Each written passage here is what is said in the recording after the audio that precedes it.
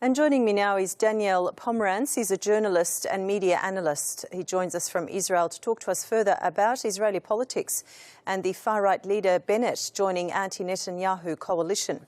Good morning, Daniel. Thank you for joining the program. Thank you for having me. Now, Yamina Party leader Naftali Bennett has said he's going to join the coalition, and this just paves the way for Benjamin Netanyahu's exit from Israeli politics. So how's the current mood around the Netanyahu camp, given the lack of support at this point?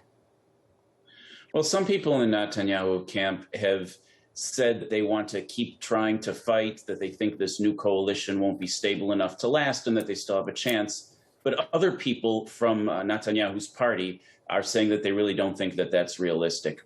It's a dramatic step because this new coalition includes Bennett, who's to the right.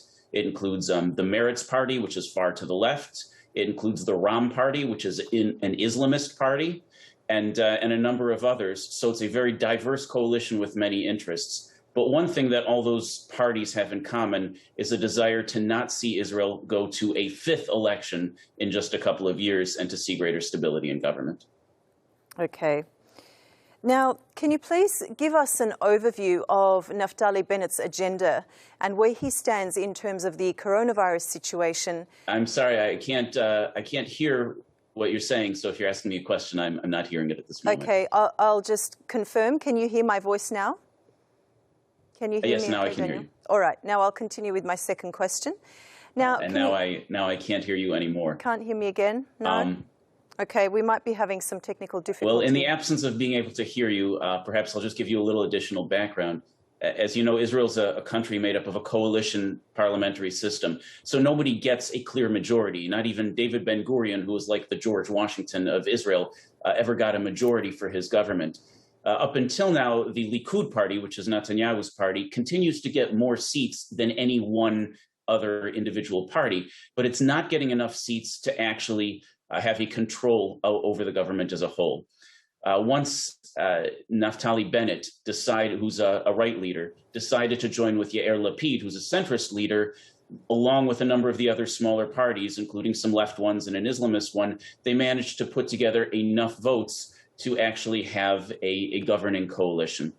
One of the things that this group has said is that in the interests of everyone getting along and balancing their diverse interests, that all the parties will have a veto power, which means that it will be possible for anyone to veto the interests of any others. It's unclear how this will play out in the future and whether it will result in a government that will be stable and lasting, but certainly it will avoid going to a fifth elections.